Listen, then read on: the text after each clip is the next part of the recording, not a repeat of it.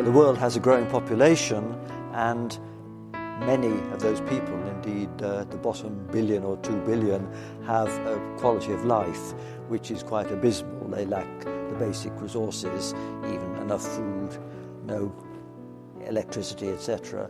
And I think a measure of our progress will be the extent to which we elevate the living conditions of the bottom billion or the bottom 2 billion and reduce the inequalities between the poorer parts of the world and the more developed areas.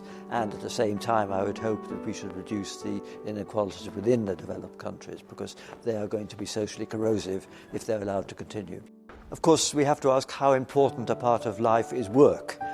For people who are fortunate, like myself, to work in science or something creative, work is an important part of satisfaction.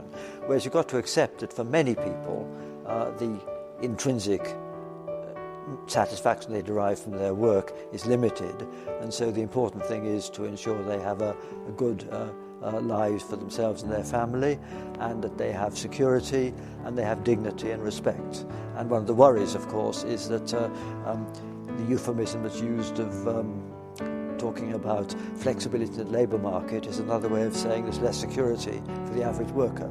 And I think in order to ensure that people have a satisfying life, they've got to have a degree of security and a degree of dignity and self-respect. So we don't want too much in the way of flexible working, too much in the way of 0 hours contracts and things like that, because even within our country they will reduce the dignity and satisfaction of many people in their work. And of course things are far worse in countries where the average income is far lower. I'm very lucky to work in a university, at Cambridge University, with wonderful colleagues and successive generations of young people, and it's inspiring to have the chance to interact with them and pass on what one has learnt.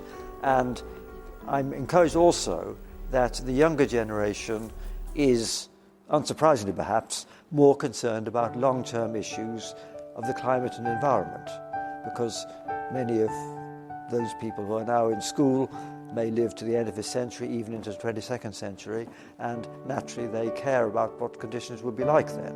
And so it's therefore important to ensure that they remain politically engaged and active, and if that happens, then one can be optimistic about these important long-term issues of environment, climate change and ecological diversity rising higher on the agenda.